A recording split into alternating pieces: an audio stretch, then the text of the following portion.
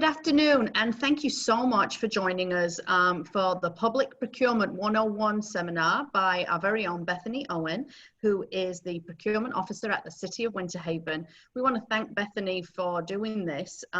She's going to walk us through the new public procurement process at the City of Winter Haven, designed to streamline the process and help people work with our city. As we all turn our attention to restarting our businesses and our economy, our city have done great work to try and streamline this process and make it easier to do business with them. But Bethany, before we take a look at the new process, can you just walk us through a little bit about the changes that have happened within your department because of COVID? Sure, absolutely, Amanda Jo, thanks for asking. COVID really made things a little bit challenging in the procurement department. The city's response was do what we can to keep the economy rolling. So we had to find new ways of doing the required things that we had to do. We wanted to continue building, buying, and employing people. Those were all ways that we could help. So in order to do that, we had to figure out new ways to conduct our business, and we needed to figure out how to do it now. We couldn't take a wait and see approach. For instance, we've got statutory requirements on how we advertise, how we conduct required public meetings, bid openings, pre-proposal meetings, our evaluation committee meetings. And we had to figure out how to meet those requirements, and we had to do this and adapt on the fly. So it was all, how do we go about this and how do we make these changes and make them quickly? And one of the changes that we decided to go with was adopting a new e-procurement system. This is something that the city has wanted to do for some time, to switch us over from having to submit a paper copy of your bid via FedEx, UPS, hand delivery, those kind of things. The reams and reams of paper, right? Exactly, and eliminating that face-to-face contact, because of course, you know, with the situation we've been in, that's just not possible. We need to try to make it safer. So that was one of the things we were trying to do. So we had been doing research, as I said, on finding an e-procurement provider, but one of the things that I wanted to make sure didn't happen was I didn't want to sign on with somebody that charged the suppliers, because there are systems out there that people have to actually pay a subscription fee for, and that's not something that was acceptable in my book. I don't think that anybody should ever have to pay to be able to get notice from me that I've got a bid out there.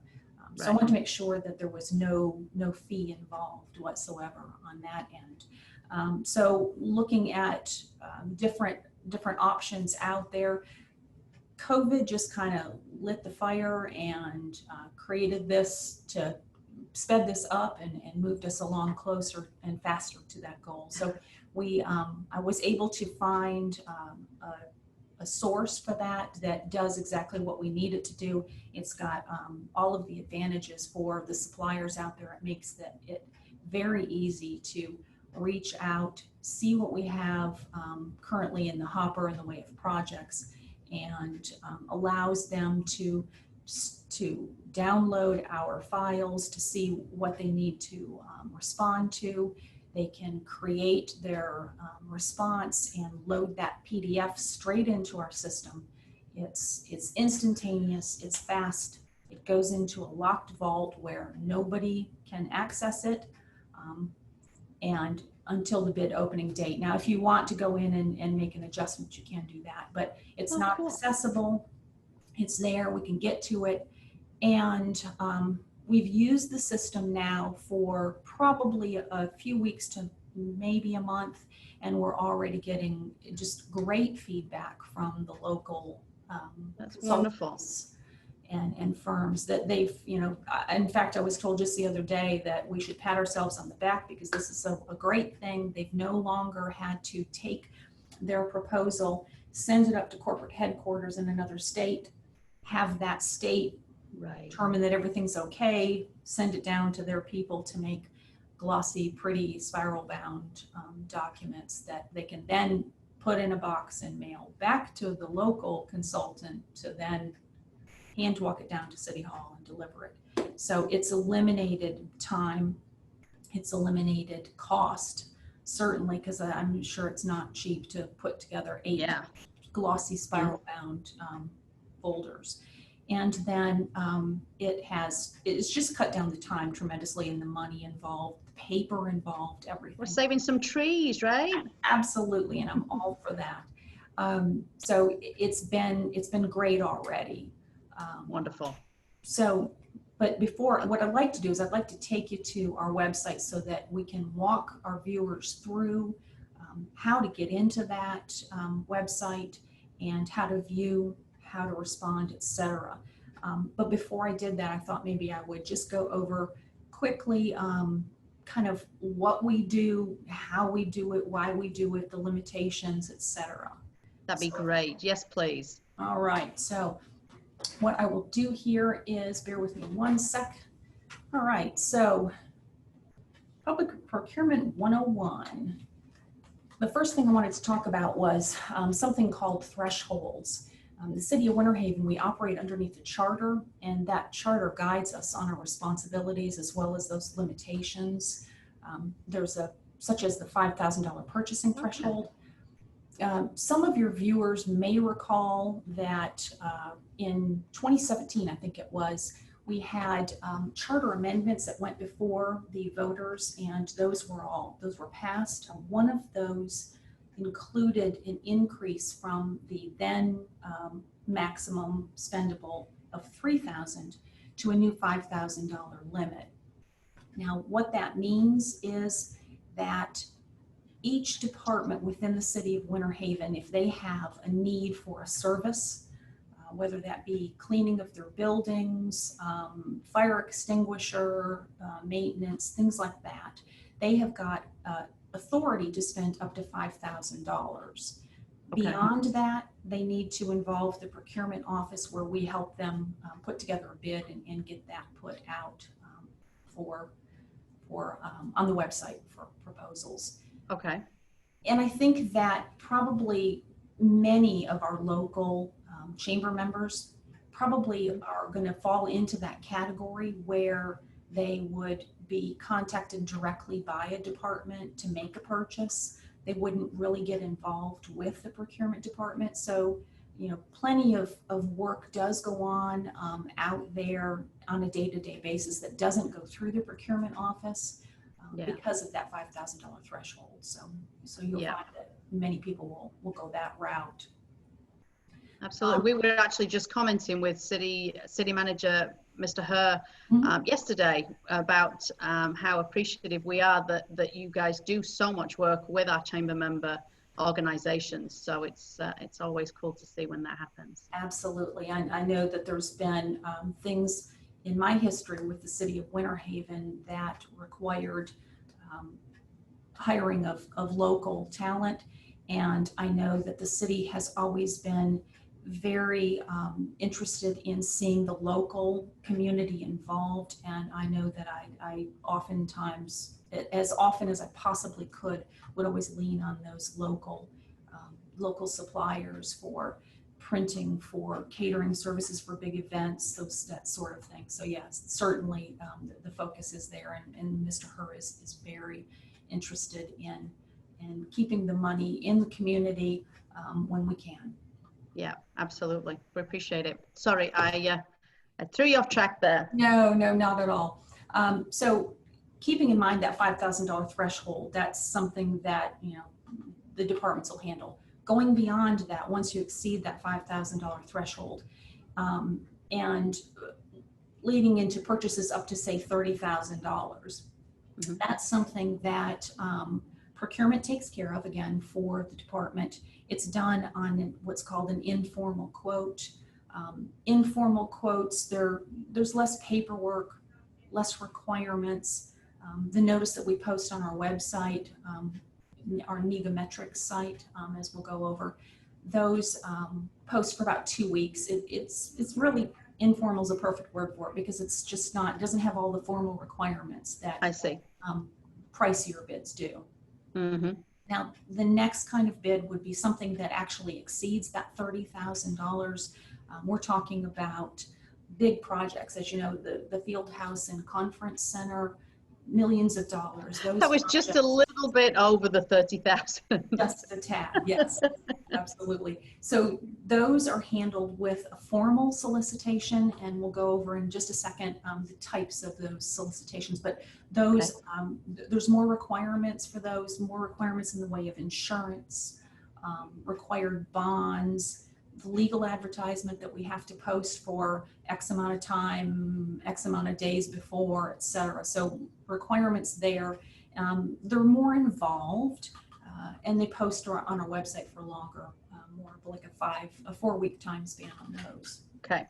So those are the types of the 5,000 to 30,000 and over 30,000s. Now, you might ask yourself, how does a government purchase a service? Well, we have ways that we do those kind of things. There's several ways that we go about it, and it really depends on different factors, and those factors could be the price of the item, as we've mentioned, you know, under 30,000, over 30,000, or the scope of work. Perhaps it's something very involved and needs to be in a different type of bid. So I listed here 3 different types of bids that we do go out for. The first one is when we say, we know what we need. It's a product, it's a service, it's under 30,000 most likely. That's easily handled as an informal quote. We refer to those as an IFQ, an invitation for quote. Okay. The next kind of thing is when we say, well, we know what we want to buy exactly, we know what we want to build, we know how many we need. It could be construction of a building, it could be purchasing an item.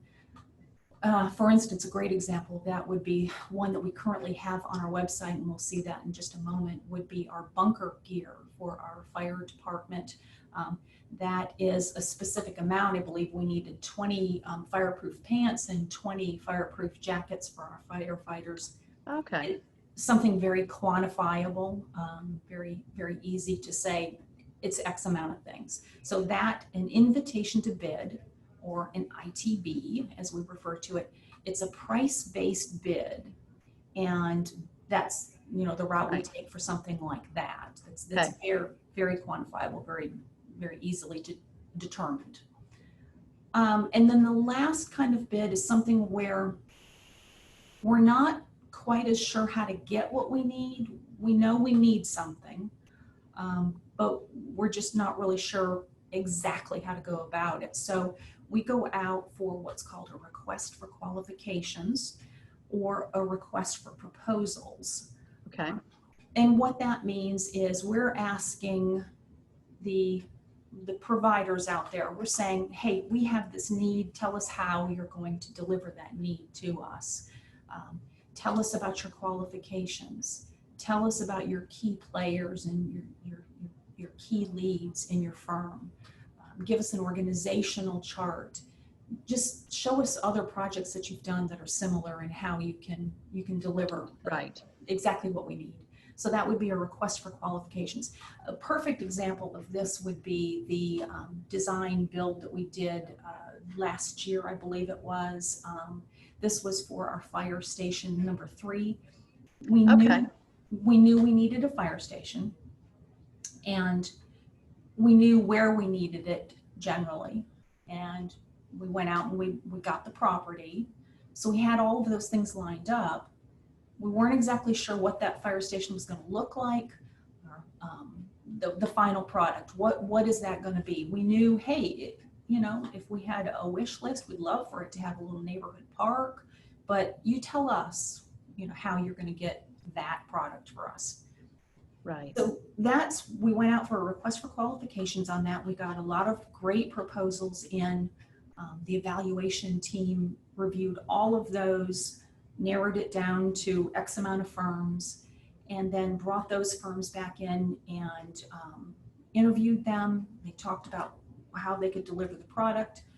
Our evaluation team said, this one here is the one we feel is most qualified to do exactly what we need them to do. we signed on with these folks. They did a design for the building, and we're currently actually getting the process underway to start construction on that. So it's really great for me to see the start of that project come all the way through. End to end, yeah. Yeah, absolutely. So that's going to be a great thing to have that fire station up and running and get people in there. Very cool. Okay, so last but not least, you say to me, Bethany, okay, enough with the math, enough with the history lesson on charter amendments and voting and all of that. So now what? So here's where I would like to take you to our website to give you kind of a brief overview of how they get there, once they're there, what it looks like, and if they want to participate and be a bidder on this, how they go about doing that. So that'd be great. Yes, please. Okay, terrific. So we'll get out of this screen and go over to, all right. So now what we're looking at is the city's website. Mm-hmm. You can access directly via our website. This is where we used to post our bids on the website, and send notices out directly from this, but that has been eliminated with the new process. So nice. If we drop down here to the I Want To tab, you'll see all kinds of things, paying your utility bills, starting and stopping your utilities, and see jobs. Well, we're looking right here for see bids. Nice. So if you click on that, it'll take you here to a page for procurement showing our active bids. Nice. This is the announcement of moving from the website to Negometrics. Okay, right. And I should say that Negometrics has been around since 2015. They are from the Netherlands, actually, but they have had this product in play. It does exactly what we're needing it to do, and it looks like it's really been a great thing. And I think that people are going to find this a lot easier. Yeah. You've got a couple of links here. One link to view current solicitations. You can click on this link. If you want to just go straight into register to be notified of things in the future, you can click on this link. Same things are down here again. We went ahead and perfect and made it very accessible. So to visit our current bids, click on this and it takes you straight to the Negometrics site. You'll see the City of Winter Haven public profile, right, as well as contact information. And down here is the list of solicitations. These are the bids that we have outstanding since we went with this. And I want to say this was probably about 3 weeks ago now. Okay. So you can sort by the type of solicitation. You'll see we've got RFQ 2035, 2025, 2021, and then you move into your invitations to bid and your invitation for quote. So these are the informal quotes. Right. Moving into the formal but quantifiable, and then formal but more qualifications based. Tell us what you can do. Don't tell us. We're not talking price right now. We just want to know how good you are. Right. Okay. You can also sort by the deadline, which is your bid opening date, June 2nd, May 28th, right. May 27th, etc. Nice. I thought what we would do would be to go in and see about, let's look at this. This is one we currently have open, a request for qualifications for wastewater treatment plant number 3 process air improvements. You have on your first page general information about the bid. Okay. Showing your bid deadline. So by May 26th at 2 o'clock, this will open up. And then there's a note here if you'd like to participate, which does not require that you bid. I just want to see what's going on. I want to look at the bid documents, and I want to potentially bid.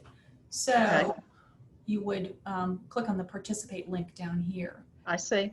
Prior to doing that, I can show you here that there is a the questions and answers. There's bid specific information. If you have questions, contact Mark Bombard in our utilities department. It gives you a link straight to him, so you can reach out to him if you have any detailed questions that you want to know about that. And at this point, they don't need to be signed in or registered for anything. They can just be looking for more information at this point, correct? Correct, absolutely. This is just your overview page. It just gives you a kind of a concept of what's happening here before you actually register. Right. And I do want to remind everyone that, again, there is no cost. This costs you nothing. It is a quick registration. I did one myself earlier today just to go in and be able to show from the public side of this what this looks like. Right, perfect. Responses can be sent in digitally before the time and date specified. Your deadlines, the date we published this on here. Perfect. Okay. We already have had on this one, this is published public announcements. I noted this morning that there was something that needed to be corrected. So you'll find here that there is an addendum already issued for this one. Oh, that's cool. That's good to know. Make sure that they look at that. But if they click on participate, it's going to pop up with this screen. If you have not registered, you can click on register for free here. Right. Or you can go in if you are already registered and sign in there. Okay, so we'll sign in. Okay, that's me. Join. Okay, so here we are with kind of, again, a general overview. You can look at the schedule. Right. And see that there, the deadline for the submission of your proposal is May 26th. We are going to have a pre-proposal conference that is going to be done via a Zoom meeting, and that is May 12th at 10 a.m. Okay. There's also the question and answer deadline that questions need to be to Mark by May 20th at 2 o'clock. If you get them in by this deadline, we will guarantee that we will respond to them. If you are past that deadline, we'll do our best to get that answer to you, but you know, we can't always guarantee that we can get everything taken care of there. Bethany, question on the virtual pre-proposal conference I see is May 12th before the deadline. What is that to do? Well, basically what we do on those, we come together as a team, procurement, utilities department, if there is a consultant involved on this, if there's an engineer that's maybe drawn up plans, they typically will attend as well. And the public is able to come in and ask questions. Hopefully they have read, cool. Right. Yeah, hopefully they've read the bid packet, and maybe that's prompted some questions so they can join this pre-proposal conference and ask whatever they need to ask, and we'll get them an answer right then if we have it. If it's something that we hadn't anticipated, then what we'll do is afterward we will post an addendum. Again, that addendum does Perfect. Anybody that is signed up for this bid. So Perfect. You'll receive an email indicating that, hey, they've posted something. There's a message. Cool. So it routes people back to the website to look at that. That makes total sense, because then they've got time, once you've gotten the answer, to then still get their bid in by the deadline. Exactly. And that's the purpose of having those, is to put it out there, make us available for questions, and then, you know, have it soon enough that you can get your answers back before that deadline, and adjust your proposal as necessary, of course. Also, that is something that, you know, I'll say here very quickly, that prior to submitting a final proposal, they need to make sure that they have looked at the website and noted all of the addenda that are on the website. It is the bidder's responsibility to make sure that they've seen everything, all the announcements we've put out, because we may put something out the day before that changes how they might have responded. So in the system, they can go back and retract their proposal if they've already submitted, make an adjustment, and then resubmit. So, Cool. you know, Because things change as it goes along. Absolutely. And this system has made that easier. In the past, when it was a paper copy coming to us, you had to come in and pick up the paper copy and replace it with another copy. So again, just so much easier for our folks to fill this out and get it all complete. Love it. There's a messaging tab over here that you'll see if there's any messages that have been put into this. There's none showing up here. Colleagues, it shows me as the person who has set this up. Questions and answers. You can submit questions and answers here by clicking on this. Well, perfect. No, that's not it. Well, trust me, there's supposed to be a way. They've told me that there's a way, and I thought we went through it, but it's not there. Underneath the offer tab is where you will find the documents that you're looking for. This is the entire packet, the entire document, and this is where they would download this document for view. And then if they want to send in their proposal, that's where you would hit the upload. And you would extract documents straight from your computer, from your files there. They load, and you hit send in, and you're done. It's just so much better and so much easier. And again, cheaper, faster, all of those things. So good things, good news there. It's never a bad thing when we're making it easier to do business with us, is it? Absolutely, absolutely. And that's been the entire focus, the entire goal is to make this something that it's just, you know, there's no excuse not to, you know, just we want to open things up. We want to have as many proposals as possible to be able to find the right fit. So we encourage people to submit. We encourage them to contact us if they have any questions. We are available. You can email us, you can telephone us here in procurement, reach out to us. We certainly want to make it easier for you and increase the responses. So certainly we would encourage everybody to go to mywinterhaven.com, to your website, and take a look and explore around. And then, Bethany, is it easiest for them to email you if they had sort of general questions about the process or you know, to ask general things? Absolutely. When it comes to asking the question, you know, we take phone calls, but it's best to do it in writing. That way we can respond to you in writing. And then also, if you've asked a question, we will post that addendum so that everybody can see the answer. It's not just one person getting a question and an answer, and it's posted to everybody involved. So emails are best, and it also makes it where we don't misunderstand what you're asking and answer the wrong thing. I think it can be more clear when it's written down. So yes. And of course, each of the projects will have their own contact points, just like it was marked there in utilities. But if it's a general overall, they can email you at the city. Yes. Yeah. And if it's typically, yes, there will be a contact from the department who's actually submitting that request for bids. In the event, you know, in the case of the bunker gear for the fire department, that was a totally different fire contact, obviously. You can reach out to him via email. In this case, you can reach out to Mark via email. When it comes to the specifics of the utilities bid, etc. When it comes to how do I submit, I'm having trouble with the website, you know, things like that, you can contact procurement, and the email address is there, but you can reach out to us. And if you just don't know, reach out to me, reach out to Judy here in procurement, send us the email, and we will forward it on to the appropriate contact, and also assure that an addendum does get posted in response. Wonderful.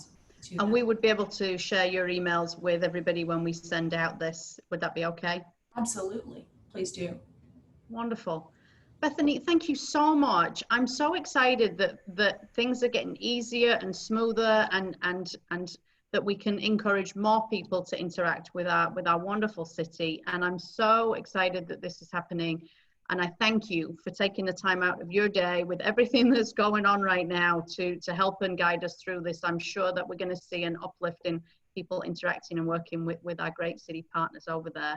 Is there anything, before we close out today's meeting, is there anything that you want to make sure that we cover, that we tell our members before we close out?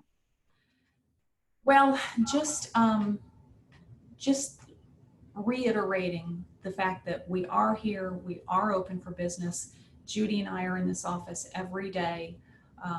We are available. We want to do business with you. So if you have any questions at all, you can reach us in multiple different ways. Check the website, and yeah, we look forward to doing business with you. Wonderful. Thank you so much again, Bethany. Stay safe, and we will see you soon. Absolutely. Thank you. Appreciate